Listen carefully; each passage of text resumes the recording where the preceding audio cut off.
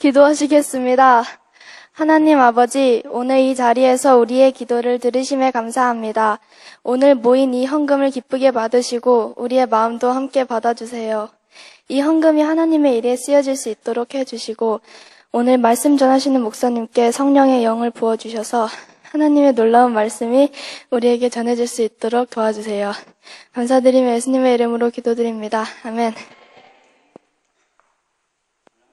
오늘 하나님 말씀은 시편 16편 1절부터 11절까지 말씀입니다.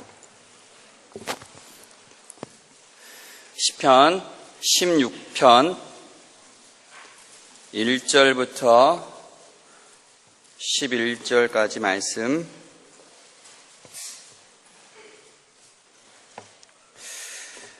한 절씩 교독하시겠습니다. 하나님이여 나를 지켜주소서. 내가 주께 피하나이다.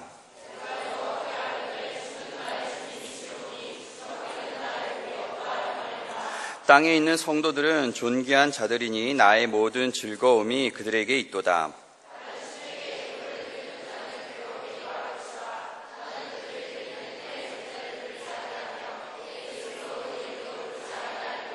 여호와는 나의 산업과 나의 잔의 소득이시니 나의 분깃을 지키시나이다.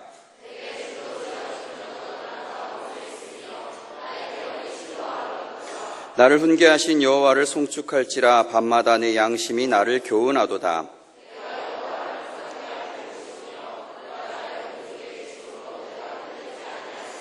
이러므로 나의 마음이 기쁘고 나의 영도 즐거워하며 내 육체도 안전히 살리니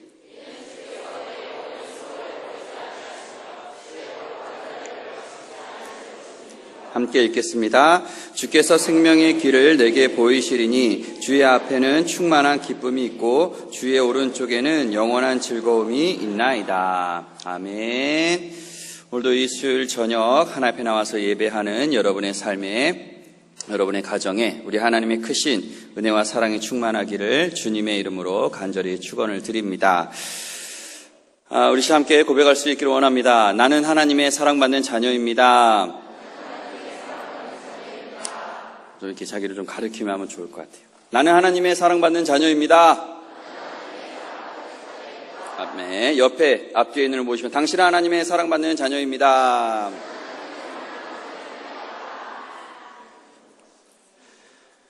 네, 8학년 1반? 대단합니다. 정말 감동되고 여러분의 모습을 통해서 저 오히려 저런 게 설교겠죠, 그렇죠? 굳이 설교할 필요가 없는데 저런 거 보고 은혜 받고 할렐루야, 은혜 받고 그냥 여기서 끝 하고 집에 가면 얼마나 좋아요, 그렇죠?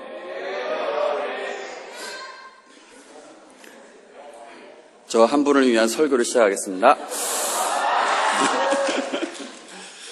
자, 오늘 말씀 16편에 이제 이 시편에는 위에 뭐라고 다 적혀 있어요. 위에 뭐라고 적혀 있습니까? 다윗의 믹담이라고 적혀 있어요. 자, 믹담이 뭘까? 정확하게 믹담이 뭐다라고 얘기하지도 않고 또 이 원어적 의미로도 이 자세한 의미를 알지 못합니다. 그래서 많은 사람들이 이것을 좀 연구해 본 결과 비문에다가 쓴 글, 이렇게 이제 해석이 돼요. 다윗의 믹담, 비석에다가 이제 막 파가지고 글을 새겨놓은 거, 그것을 이제 의미한다고 합니다. 만약에 여러분이 비석에다가 뭐 글을 이렇게 새긴다면, 그럼 별거 아닌 거를 새기겠습니까? 아니면 아주 중요한 걸 새기겠습니까? 보통 사람들은 중요한 걸 새기겠죠, 그렇죠? 그래서 유명한 사람들의 무덤이나 이런 데 가면은 비석이 놓여 있고 거기에 그 사람의 아주 중요한 일대기가 이렇게 적혀 있는 것을 우리가 보게 됩니다. 그래서 다윗의 여러 가지 시편 말씀들이 있는데 모든 시편이 다 은혜롭고 의미가 있는 말씀이지만 그 중에서도 다윗의 입장에서 비문에 새길 정도로 소중한 말씀으로 꼽히는 것이 바로 오늘의 말씀입니다. 다윗이 오늘 말씀에 이렇게 시작을 해요. 하나님이여 나를 지켜주소서. 내가 주께 피하나이다 라고 이야기합니다. 자, 이 말씀을 통해서 알 수 있는 한 가지는 다윗은 지금 어려움에 처했다는 거예요. 뭔가 되게 힘든 상황이에요. 왜요? 나를 지켜주세요. 내가 주님께 피하고 싶습니다. 라고 다윗이 기도하고 있습니다. 그럼 다윗이 처한 어려움은 과연 무엇일까? 4절에 보면 나와요. 다른 신에게 예물을 드리는 자. 그러한 사람들 때문에 지금 자신이 힘들다라고 이야기하고 있습니다. 그래서 시편 16편의 말씀은 조금 전문 용어긴 하지만 혼합주의적인 신앙에 대한 이야기를 하고 있어요. 그러니까 이 세상에 있는 그 물질 만능주의나 세상의 가치관들이 신앙과 혼합이 된 거예요. 그 혼합된 것들이 자꾸만 이 다윗에게 다가와가지고 하나님만 섬기는 자신을 자꾸 끌어다니는, 오늘 정말 말씀에 맞는 우리 무언구를 보여주잖아요. 그렇죠? 그대로 하나님을 중심으로 살아가려는데 다른 것들이 자꾸만 앞으로 끼어들어서 뒤로 밀리는 혼합주의적인 신앙을 살아가고 있는 이 다윗의 그러한 상황 가운데에서 주여, 내가 이 혼합주의적 세상에 빠지지 아니하도록 나를 지켜주세요. 내가 주님께 피할 수 있게 해주세요. 라고 기도하고 있습니다. 그러면서 이 다윗은요, 하나님을 붙들어요. 8절에 보면 내가 여호와를 항상 내 앞에 모시며 그가 나의 오른쪽에 계심으로 내가 흔들리지 아니하리로다 라고 이야기하고 있습니다. 버스 운전기사는 예수님을 뒤로 밀었지만 다윗은 항상 내 옆에 모시며 항상 주님을 붙들고 놓지 아니하는 모습을 보여주고 있습니다. 우리 인생은 순례의 길이라고 이야기를 해요. 이 순례의 길은 고난과 아픔과 어려움과 고통의 길입니다. 그래서 이 고난의 길, 순례의 길을 걸어가는 우리들에게 과연 주님께서는, 하나님께서는 어떠한 말씀을 하시며 또 우리가 이 과정들을 어떻게 이겨나가야 하는지 그 비밀이 오늘 이 시편 16편에 잘 담겨져 있습니다. 그래서 그 말씀을 좀 함께 나눠보려고 해요. 첫 번째로 오늘 말씀을 통해서 알 수 있는 것은요, 우리는 이 땅에서 살아가는 존재들이라는 것입니다. 3절에 보면 이런 말씀이 나와요. 땅에 있는 성도들은 이라고 얘기를 합니다. 이 땅에 살아간다라는 것은 굉장히 많은 것을 의미합니다. 우리가 그리스도인이 되었어요. 예수님을 믿었어요. 그럼 우리는 그때부터 천국 백성이라고 이 얘기를 해요. 그런데 여러분, 우리가 살아가는 이 세상이 정말 천국과 같고 내가 처한 환경이 천국과 같으면 문제가 없는데 우리가 살아가는 이 세상은 여전히 그대로예요. 그가 다스리는 그의 나라에는 이라는 찬양을 아시나요? 마커스의 하나님 나라는 어떤 곳일까? 아픔과 슬픔이 없는 나라인가요? 하지만 이곳은 그렇지 않은 걸 하나님 나라에 살고 싶어요. 이 찬양 알죠? 하나님 나라는 어떤 곳일까요? 아픔과 슬픔이 없는 그런 곳이 아닐까요? 그런데 내가 살아가고 있는 이곳은 안 그래요.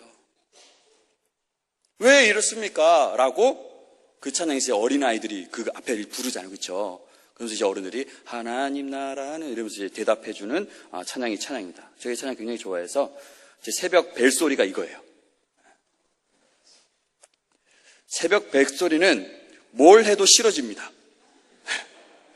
그래서 전에 아이유의 오빠가 좋은 걸 이거 기분이 좋으니까 그렇죠? 그럴 수 있습니다. 오빠가 좋은 거 기분 좋게 일어나서 새벽에도 갈 수 있는데 그것도 듣다 보니까는 싫어지더라고요. 왜요? 내 가장 싫어하는 시간을 깨우니까 알람이 싫어져요. 근데 이 찬양은 지금까지 계속 제 모닝콜의 소리가 되고 있고 이 찬양을 들으면서 짜증낼 수는 없잖아요. 그가 다스리는 그의 나라 할렐루야 이루어질 줄 믿습니다. 일어나서 주 앞에 나오는 거예요. 묻는 겁니다. 왜 이 땅이 그렇지 않습니까? 왜 이 땅에 아픔과 슬픔이 여전히 있습니까? 우리는 천국 백성이어서 천국과 같은 그런 인생을 살아갔으면 좋겠는데 왜 이 세상은 그렇지 않습니까? 라고 애들이 물어보는 거예요. 그런데요, 우리가 사는 곳은 그런 곳이에요. 여러분 사는 이 세상이 천국과 같기를 바라지만 이 세상은요 그렇지 않은 거예요. 우리가 이 세상에 사는 동안은 어쩔 수 없이 우리는 아파야 되고요. 어쩔 수 없이 우리는 슬픈 삶을 살아가야 합니다. 그 전도서에서 얘기하잖아요. 우리의 인생에는 수고와 슬픔밖에 없다라고 이야기하고 있습니다. 이 고난의 과정을 살아가는 가운데에 우리가 하나님을 느끼고 순간순간마다 그 하나님의 임재하심과 도우심을 느끼면서 하나님이 주시는 그 작은 행복을 느끼는 사람이 그곳에서 감사하고 기뻐하며 즐거워하며 살 수 있는 것이고, 그것을 느끼지 못하는 사람들은 계속해서 왜 내가 이런 세상에서 슬픔과 수고를 당하면서 살아가야 됩니까? 라고 원망할 수밖에 없는 것이지요. 지금 담임 목사님 가서 계시는 가평에 필그림 하우스가 있습니다. 거기에 보면은 철로 역정의 순례길을 만들어 놨어요. 제가 철로 역정에 한창 이렇게 심취해 있을 때에 거기 이 순례길을 만들어 놨다라는 이제 소식을 듣게 되고 제가 직접 찾아가서 거기서 이렇게 순례의 과정을 이렇게 경험을 했습니다. 굉장히 은혜가 돼요.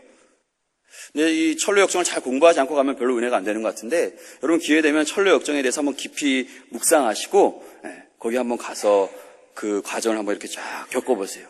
굉장히 좋은 것 같습니다. 여기 철로 역정에서는 이런 얘기를 이야기합니다. 주인공이 크리스천이지요. 크리스천이 하나님의 복음을 듣고 하나님의 나라로 가는 그 여정을 철로 역정이라고 이제 얘기를 하지요. 근데 이 길을 가고 있는데 사람들이 옆에서 얘기해요. 야, 가지마, 힘들어. 다른 길로 가. 저기 편한 길 있어. 이렇게 막 유혹을 합니다. 그래서 그 유혹을 듣고 나서 아니야, 나는 하나님의 길을 갈 거야 하면서 유혹을 뿌리치고 앞으로 달려나갑니다. 달려나가다 보니까 절망의 늪이 자기 앞을 바로 막아요. 그 절망의 늪에 빠졌는데 도우심으로 무사히 빠져나오게 됩니다. 그래서 가는데 높은 산이 나와요. 근데 이 높은 산을 오르기가 굉장히 힘든 게 이 산의 이름이 곤고의 산이에요. 이름부터 힘들잖아요. 뭐 기쁨의 산, 행복의 산 이러면 참 즐거운 마음으로 올라가는데 곤고의 산. 그 곤고의 산 올라갑니다. 아주 힘들게 올라가요. 그래서 이제 뭔가 다 올라갔을 때 더 큰 기쁨이 가득 찰 줄 알았는데 무시무시한 마귀를 만나게 됩니다. 이 마귀와 함께 싸워요. 싸워서 이깁니다. 그럼 얼마나 할렐루야입니까? 그럼 더 좋은 세상이 펼쳐져야 되는데 그 앞에 사망의 음침한 골짜기가 나와요. 길이 어둡고 캄캄한 그 좁고 위험천만한 그 길을 걸어갑니다. 한 발자국도 안 보이는 그 길을 어떻게든 잘해서 통과를 하게 돼요. 그럼 다 끝나야 되잖아요. 근데 허영의 시장이 또 나옵니다. 유혹을 또 받습니다. 유혹을 이겨냅니다. 사람들이 크리스천을 재판합니다. 그 재판에서 또 가까스로 탈출을 합니다. 또 나왔는데 가다가 무서운 거인을 또 만나요. 그 거인을 만나서 잡히게 되고 또 감옥에 들어가게 됩니다. 감옥에 있는 이 거인의 아내가 너는 그렇게 살아서 뭐하느냐, 이렇게 힘들게 살아 뭐하냐, 차라리 죽어라! 자살을 해라! 라고 이야기를 합니다. 그 이야기 듣고 나 죽을까, 이렇게 살아서 뭐하나는 그런 깊은 한탄에 빠지다가 다시 또 이겨내서 또 일어나요. 가는데 또 유혹을 만납니다. 그 유혹도 또 이겨내요. 가는데 또 잠을 자는 사람을 만나고 잠자게 만들어요. 그래서 잠을 자는데 그 잠에서 깨지 않으면 이제 끝나는 거예요. 그래도 그 잠에서 깨고 억지로 이렇게 힘을 내서 주님의 도우심으로 순례길을 마치면서 천국에 들어가는 것이 철로 역정이에요. 누구의 삶이에요? 누구의 삶이에요? 크리스천의 삶이에요. 여러분 누구예요? 여러분의 인생입니다. 죄송해요. 여러분의 인생이라고 하니까 제 인생은 아닌 것 같이 느껴지는데 우리의 인생입니다. 뭔가 문제를 만났어요. 이 문제를 해결했어요. 그럼 뭔가 천국 같은 길이 내 앞에 쫙 펼쳐지기를 우리는 바라지만 아무런 문제 없이 내가 순탄하게 이 길을 가기를 원하지만 이 세상에는 근심된 일이 많은 거예요. 왜 이 땅은 여전히 수고와 슬픔밖에 없습니까? 왜 환난과 고통이 있습니까? 라고 이야기하지만 주님께서도 이야기한 거예요. 세상에서는 너희가 뭘 당해요? 환난을 당하나. 세상에서는 너희가 나를 믿으면 이제부터 평안할 거야, 문제 없을 거야, 걱정하지 마 라고 얘기하는 것이 아니라 세상에서는 너희가 환난을 당한다라는 것입니다. 우리는 이 순례길을 걸어가는 자, 이 땅에 사는 성도들이라는 것은 그런 의미예요. 슬픔이 있다는 거예요. 아픔이 있다는 거예요. 하지만 담대하시길 바랍니다. 왜요? 주님께서 말씀하시듯이 내가 세상을 이겼노라. 할렐루야. 주님께서 세상을 이기셨기 때문에 그 주님과 함께 걸어간다면 우리는 승리하는 삶을 살게 될 줄로 믿습니다. 두 번째로 3절의 말씀을 보면은 우리는 존귀한 자들임을 알 수 있어요. 자, 이 시를 쓴 사람이 누구예요? 다윗이지요. 다윗의 신분이 뭡니까? 왕이에요. 여러분 왕 한번 해보셨어요? 왕으로 살아가는 거 상상 한번 해보셨어요? 상상은 했어요. 상상은 한다고 뭐 잘못되는 건 아니잖아요. 그렇죠? 한번 내가 왕이다라고 한번 상상해 보세요. 그럼 부족한 게 있겠습니까? 왕인데. 이 게임 중에 왕게임이라는 거 있잖아요. 그렇죠? 자기가 왕이 되면은 자기 마음대로 다 할 수 있는 이 왕게임이 왕. 내 마음대로 다 할 수 있어요. 돈도 내 마음대로 할 수 있고 사람도 내 마음대로 할 수 있고 이게 왕이에요. 다윗이 왕입니다. 다윗이 가진 게 굉장히 많았어요. 돈도 많았고요. 신하들도 많았고요. 아내도 한 명은 아니었습니다. 나쁜 사람이에요. 자, 그렇게 세상에서 가장 높은 위치, 인간으로 오를 수 있는 가장 높은 위치가 왕이잖아요. 그렇죠? 거기에 있으면서 다윗이 한 고백이 뭔지 아십니까? 땅에 있는 성도들은 존귀한 자들이니라고 이야기를 해요. 자, 존귀의 이 사전적 의미가 뭐냐면요. 신분이 높고 귀하다는 거예요. 다윗이 왕이면 다윗이 귀하잖아요. 근데 다윗이 나는 존귀한 자입니다라고 얘기한 게 아니라 이 땅에 사는 성도들은 왕으로서 자신이 다스리고 있는 백성들 모두 다 존귀한 자입니다라고 얘기를 하는 거예요. 백성은요, 지위가 높지 않아요. 신분이 높지 않아요. 이 세상을 살아가고 있는 우리도 마찬가지입니다. 여러분 지위가 있습니까? 여러분 이 세상에서 어떤 지위를 가지고 살아가세요? 우리는 지위가 없습니다. 우리는 신분도 없어요. 우리가 사는 세상은 지위도 없고 신분도 없습니다. 그런데 우리가 이 세상 살면서 자꾸 이걸 따져요. 높고 낮음을 우리가 스스로 따집니다. 그래서요, 어떤 사람들을 대할 때 굉장히 겸손하고 어떤 사람을 대할 때 굉장히 무례해집니다. 대부분 이렇더라고요. 의사 앞에 가면 굉장히 겸손해져요. 의사가 약 챙겨 드세요. 굉장히 말을 잘 듣습니다. 네.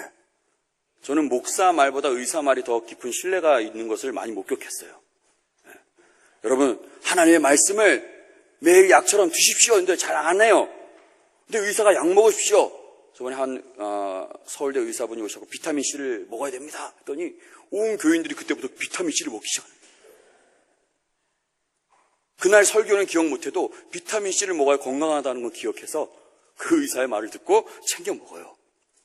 의사 앞에서는 굉장히 겸손해집니다. 그 반면에 서비스직에 종사하는 사람들을 만나면 사람들이 굉장히 그 사람을 가볍게 보고 시작해요. 특히나 배달하는 사람들 만나면 좀 가볍게 봅니다. 제가 짜장면 배달을 했었어요. 짜장면 배달을 하는데 막 가서 이 짜장면 주면요. 정말 무시해요. 너 오토바이만 타는 나쁜 놈 이러면서 굉장히 사람 무시합니다. 신분이 없어요, 이 세상은. 그런데 우리의 인식 속에서는 자꾸 신분의 고하를 나눈다라는 거예요. 어떤 실험에서 외제차와 경차에 대해서 조사를 했는데 앞에 신호에서 딱 외제차가 걸렸을 때 뒤에 차가 어떻게 반응하는지 또 경차가 앞에 걸렸을 때 뒤에 차가 어떻게 반응하는지 조사를 한 적이 있습니다. 그래서 외제차가 앞에 딱 걸렸을 때 경적이 울리는 시간이 좀 길었어요. 신호가 바뀌었는데 안 가고 가만히 있는데 뒤에서 빵빵 해야 되는데 가만히 있는 거예요. 그런데 앞에 경차가 있으니까 신호가 바뀌자마자 빵 하는. 물론 다 그렇지는 않겠지요. 하지만 우리 마음속에서 잘 사는 사람, 뭔가 세상에서 성공한 사람은 높은 사람, 그의 반면에 못 사는 사람, 할 줄 아는 것이 없는 사람, 그 사람은 낮은 사람으로 우리가 정해놓고 있습니다. 그래서 이 세상에는요, 높고 낮음이 없는데 실제 우리 삶으로 들어가면요, 높고 낮음이 있어요. 그래서 어떤 사람은 굉장히 무시당하며 삽니다. 지금 노예 제도가 없지만 이 백인 우월주의가 미국에 굉장히 강해요. 그리고 그 백인 우월주의는 지금도 있습니다. 제가 미국 가서 무시당한 적이 있어요. 동양인이라고 사람을 무시하는 그런 게 인식 가운데 기본적으로 그들이 깔려 있어요. 이번에 트럼프가 대통령으로 당선된데 백인 우월주의가 굉장히 큰 몫을 했다라고 얘기하잖아요. 지금도 피부색이 다르다는 이유로 천하게 취급받는 경우도 있습니다. 근데 과연 우리들이, 여기는 여러분 모두가 과연 그렇게 평가될 수 있는 존재들인가? 이 세상에는 대체 가능한 것들이 있어요. 여러분의 집에 TV가 있죠? 저희 집엔 TV가 없어서. 여러분 집에 이제 TV가 있어요. 근데 이 TV가 32인치라고 합시다. 근데 TV를 산 지 하도 오래돼서 TV가 고장이 났네요. 그럼 여러분 이 TV를 어떻게 하시겠습니까? 고장이 나서 잘 안 나와요. 네? 이거 산지 15년이나 됐는데, 이거 나 버릴 수 없는데, 너무 아까워서 버릴 수 없는데, 이거 절대 안 버릴 거 이래요? 바꿔야지 빨리, 그쵸? 32인치 TV 봤으니까 24인치로 바꿔야 되나요?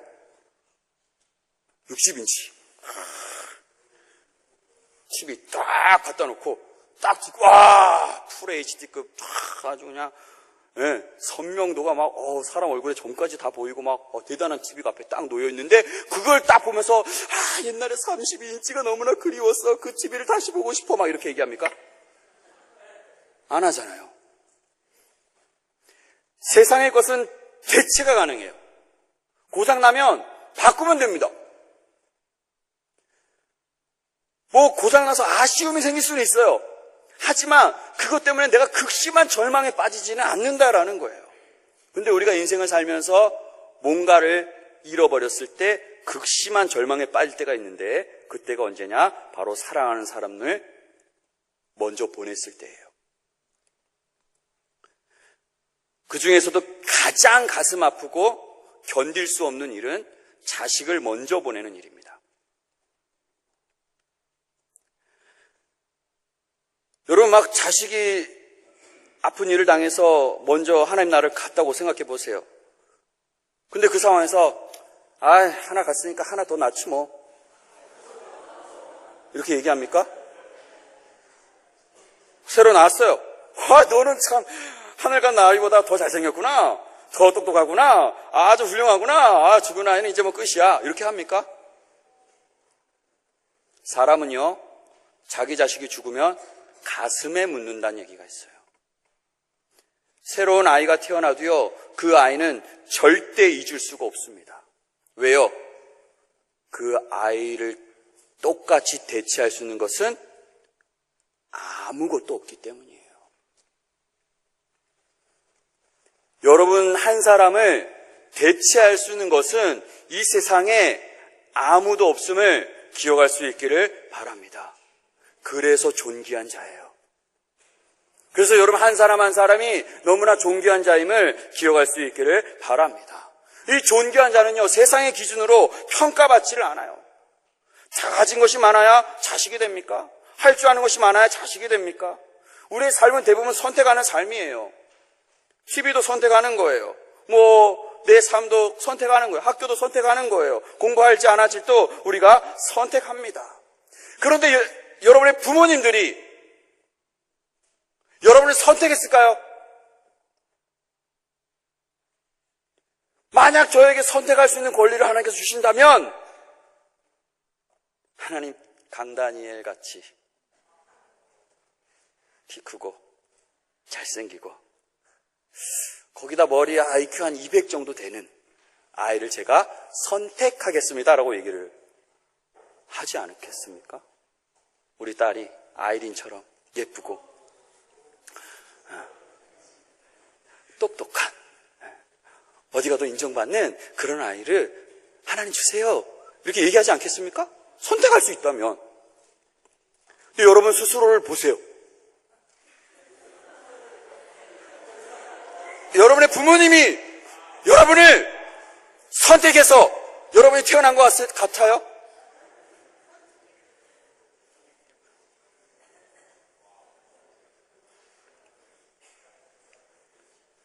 확실한 증명이 되죠? 그렇죠? 자녀는요, 선택하는 게 아니에요. 하나님께서 우리를 선택하신 게 아니에요. 하나님께서 우리를 가치를 증명하려고 하라고 이야기하지 않아요. 우리가 가치를 증명할 필요도 없습니다. 좋은 직장을 가야만 하나님이 우리를 인정하는 게 아니에요. 우리가 머리가 좋아야만 하나님이 우리를 인정하는 게 아니에요. 하나님은요, 우리를 평가하지 않으십니다. 이 세상에서 우리를 세상의 가치 기준으로 평가하면서 그 기준에 따라서 우리를 인정하시는 분이 아니라는 거예요. 근데 세상의 기준은 그렇잖아요. 공부 잘하면 인정받아요. 좋은 대학 들어가면 인정받아요. 좋은 직장 들어가면 인정받아요. 근데 하나님은요, 그런 기준으로 우리를 평가하지 않으신다라는 거예요. 오늘 10절 말씀은 이런 말씀이 나옵니다. 이는 주께서 내 영혼을 수월에 버리지 아니하시며 주의 거룩한 자를 멸망시키지 않으실 것임이니이다. 우리 그대로 하나님께서 사랑하시고 우리를 붙드시고 우리를 멸망시키지 않는다라는 그 약속을 주십니다. 근데 거기에 어떤 조건과 단서가 달리냐? 그것이 전혀 아니라는 것이지요. 사랑하는 여러분 모두 다 한 사람 한 사람 하나님의 존귀한 자임을 믿으시기를 바랍니다. 마지막 세 번째로 우리는 하나님의 즐거움이라는 것을 알 수가 있습니다. 다윗은 3절 후반절에 이렇게 얘기해요. 나의 모든 즐거움이 그들에게 있도다라고 얘기를 합니다. 그들이라는 것은 이제 백성들을 얘기하는 거예요. 왕의 즐거움이 백성들에게 있대요. 여러분, 이때는 왕권 국가입니다. 왕이 말하는 대로 다 이루어지는 때가 바로 이때였어요.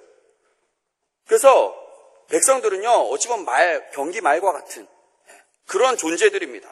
그런데 그때부터 다윗이 이 백성들을 굉장히 귀하게 여겼습니다. 우리가 잘 아는 말 중에 이런 말이 있죠. The government of the people, for the people. 몰라요?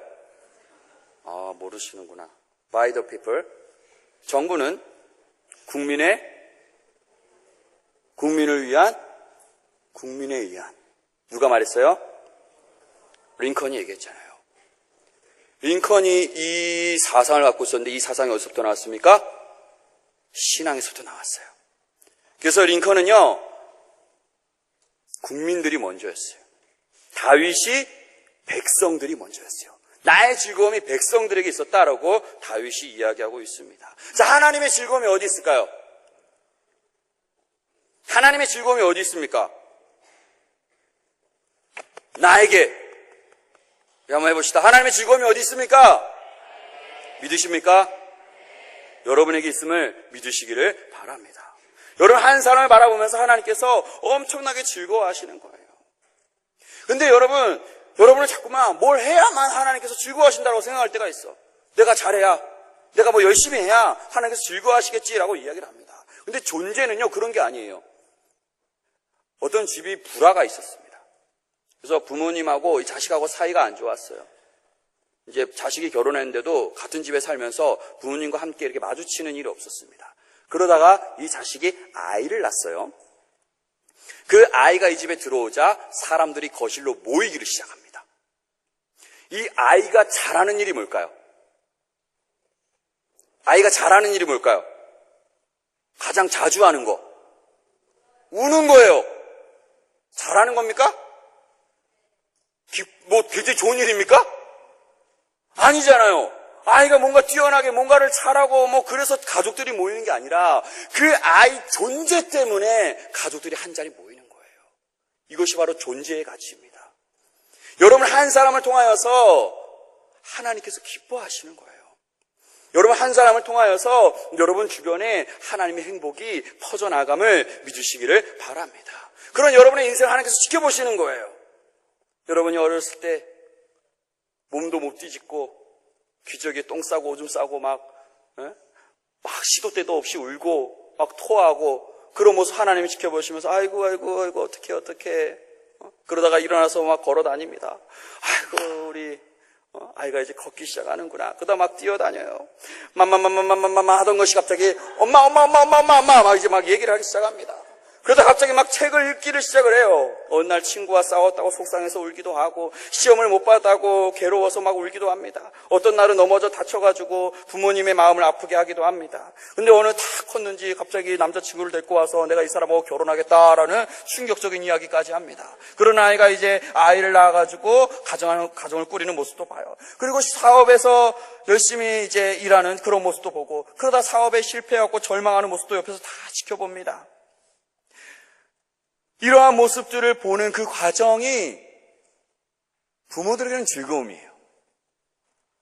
굉장한 행복입니다. 하나님도 마찬가지예요. 근데 여러분, 그 자녀의 인생이 초등학교에서 끝났다고 생각해 보십시오. 더 이상 그 자녀를 바라보면서 느낄 수 있는 즐거움이 없다고 생각해 보십시오. 그럼 그 마음이 얼마나 아프겠습니까? 초등학교 5학년 때 집을 가출해버렸어요. 더 이상 그 아이를 만날 수가 없어요. 그러면 부모는요, 그 애를 가슴에 묻어놓고 죽을 때까지 그 아이를 찾아요. 하나님께서 그러시다는 거예요. 하나님께서 왜 우리에게 성경을 통해서 계속 돌아와라, 돌아와라 이야기합니까? 우리를 사랑하시기 때문이에요. 우리와 함께하기 원하여서 우리로 하여금 자꾸만 돌아오라, 돌아오라 말씀하심을 믿으시기를 바랍니다. 여러분 한 사람 한 사람 하나님께 그렇게 사랑받는 자녀임을 믿으시기를 바라고, 여러분 한 명이 너무나 존귀한 자임을 믿으시기를 주님의 이름으로 간절히 축원을 드립니다. 제가 찬양을 하나 준비했는데 지금 시간이 끝났어요. 할까요, 말까요? 감사합니다.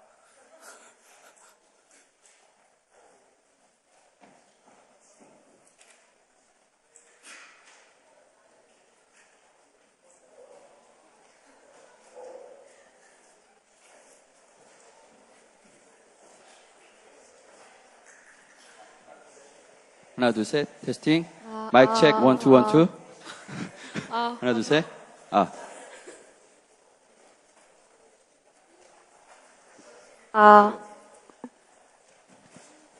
네, 틀어주세요. 제가 한 10년 전에, 잠시만요. 10년 전에 뉴스를 보다가 이런 이야기를 봤습니다. 요즘 우리나라에서 청소년 자살률이 1위다. 청소년들이 세상에서 자꾸 비교당하고 그걸로 인해서 자신의 못남을 자꾸 증명받고 존재 가치를 인정받지 못하니까 자살률이 높다라는 그 이야기를 보고 가슴 아픈 마음에 만든 찬양이에요. 섞었어요. 자, 하겠습니다.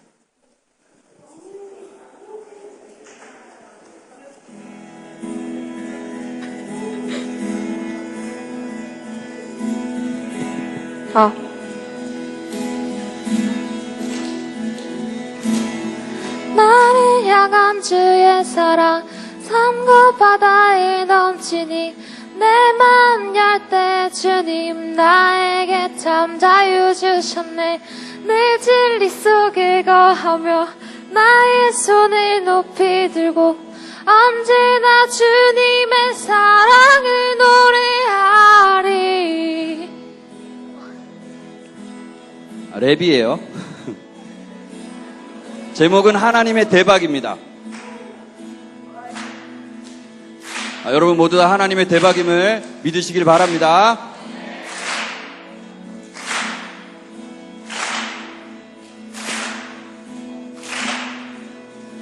나는 너밖에 없어. 오늘도 말씀하는 하나님의 아름다운 음성. 나는 너밖에 없어. 꿀보다 더 달콤한 그 말씀이 나를 웃게 만들지. 나는 너밖에 없어. 끝까지 붙드시는 하나님의 강력한 손길. 나는 너밖에 없어. 바꿀 수 없어. 누가 뭐라 해도 나의 최고의 대박. 내 인생에 힘든 날들 많았지.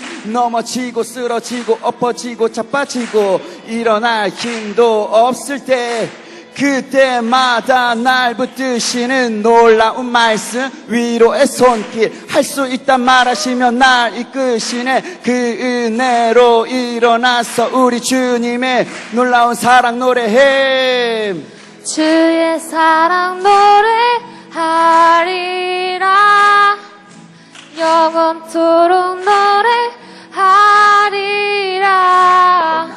주의 사랑 노래하리라. 영원토록 노래하리라.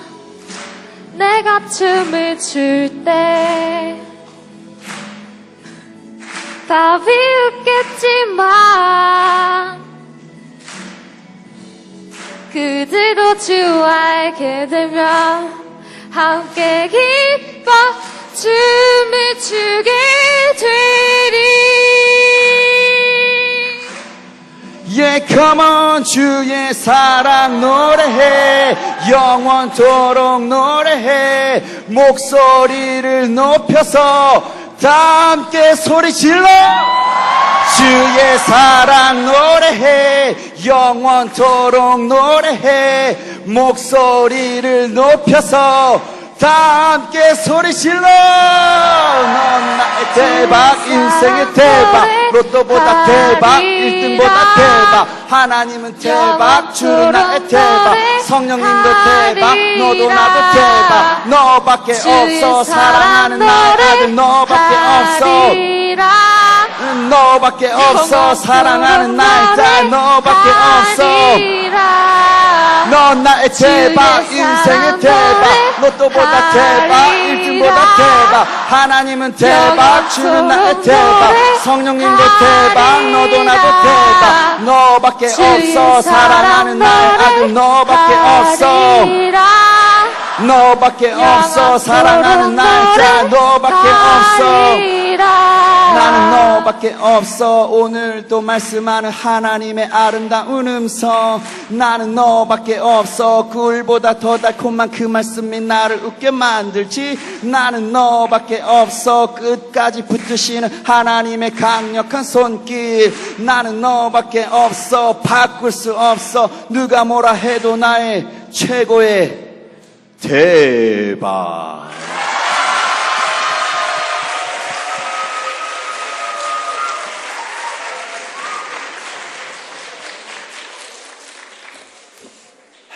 여러분이 하나님의 대박임을 믿으시기를 주님의 이름으로 축원을 드립니다. 기도하겠습니다. 사랑이 많으신 하나님, 저희들은 저희 자신을 바라보면서 자꾸만 쓸모없다고, 필요 없는 존재라고, 남들보다 못하다고 자신을 책망할 때가 있었음을 고백합니다. 하지만 하나님께서는 우리를 바라보시며 그 누구보다 존귀한 자임을 말씀하고 계신 것을 오늘 말씀을 통해 깨닫게 됩니다. 하나님, 이 말씀 잊지 않게 해주시고 언제 어디서 무엇을 하든지 그 존재로 인정받는 저희가 될 수 있도록 인도하여 주시옵소서. 감사드리며 사랑이 많으신 예수님의 이름으로 간절히 기도드립니다. 아멘. 하늘에 계신 우리 아버지여, 이름이 거룩히 여김을 받으시오며 나라 임하옵시며 뜻이 하늘에서 이룬 것 같이 땅에서도 이루어지이다. 오늘날 우리에게 일용할 양식을 주옵시고 우리가 우리에게 죄 지은 자를 사하여 준 것 같이 우리 죄를 사하여 주옵시고 우리를 시험에 들게 하지 마옵시고 다만 악에서 구하옵소서. 대개 나라와 권세와 영광이 아버지께 영원히 있사옵나이다. 아멘. 우리 하나님 앞에 영광의 박수 드립니다. 할렐루야.